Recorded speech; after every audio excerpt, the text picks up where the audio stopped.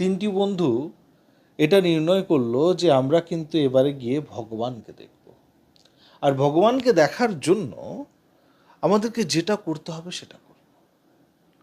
তিন বন্ধু একই রকমভাবে একই পদ্ধতিতে বসে গেল ধ্যানে এবং ভগবানকে দেখার জন্য তারা আপ্রাণ চেষ্টা করতে আরম্ভ করল। 2 বছর, 3 বছর, অনেক রকমের ঋতু পার হলো। তারপরে গিয়ে তিনজনের মধ্যে একজনের ভগবানের দেখা মিলল। কিন্তু বন্ধুদের মধ্যে এত বেশি মিল যে সে এটা ভাবলো না যে আমার দেখা হয়েছে আমি চলে যাই, অপেক্ষা করলো যে এদের কখন দর্শন হবে। আরও 1-1.5 বছর পর আরেক বন্ধু দর্শন পেল। তার সাথে যখন কথা হলো যে তুই ভগবানকে দেখতে পেয়েছিস, না হ্যাঁ আমি দেখেছি। তুই দেখেছিস, না হ্যাঁ আমি দেখেছি। আচ্ছা দেখতে কী রকম? প্রথম বন্ধু যেভাবে বর্ণনা করলো, দ্বিতীয় বন্ধু চুপ। তার বর্ণনার সাথে তার যে দৃশ্য যেটা সে দেখেছে সেটা মিলছে না। অপেক্ষা করতে দুজনে আরম্ভ করলো যে তৃতীয় আমার যে বন্ধু রয়েছে সে যখন দেখবে তখন কি দেখছে। তাদের মধ্যে দ্বন্দ্ব শুরু হয়ে গেল যে দেখবি তুই যেটা দেখেছিস সেটা ভুল, আমি দেখেছি সেটা ঠিক, আমি ভগবানকে ঠিকভাবে দেখেছি। এই যে বন্ধু দেখবে না, সে প্রমাণ করে দেবে যে আসলে ভগবান দেখতে কীরকম। তৃতীয় বন্ধু যখন উঠলো, জিজ্ঞেস করা হলো দেখেছিস ভগবানকে? হ্যাঁ আমি দেখেছি।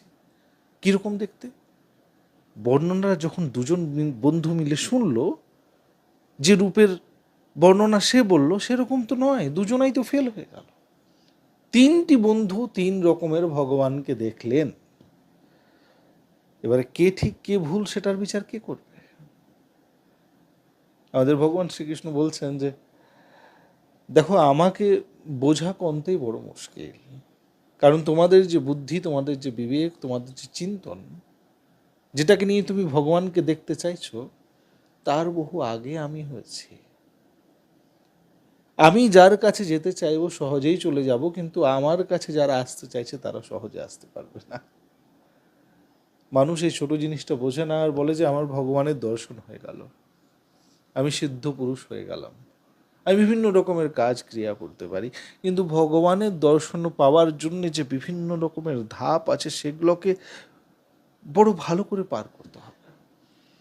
আর এত ভালো করে পার করার জন্যে মনে সবসময় সেই সততার যেন বাস থাকে, কোনো রকমের কোনো অহংকার, কোনো রকমের কোনো কাম, ক্রোধ, লালসা, একাধিকারের বোধ যে ভগবান শুধু আমার, সেটা হলে কিন্তু চলবে না।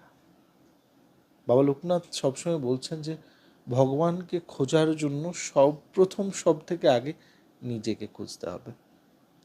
বাবা লোকনাথের জন্য কিছু জানতে চান, বাবা লোকনাথের কৃপার ব্যাপারে কিছু জানতে চান, বাবাকে পুজো দিতে চান, প্রত্যেক শুক্রবার ব্যবস্থা রয়েছে, নিচে যোগাযোগ নম্বরে যোগাযোগ করুন। জয় বাবা মঙ্গলকারী লোকনাথ ব্রহ্মচারী।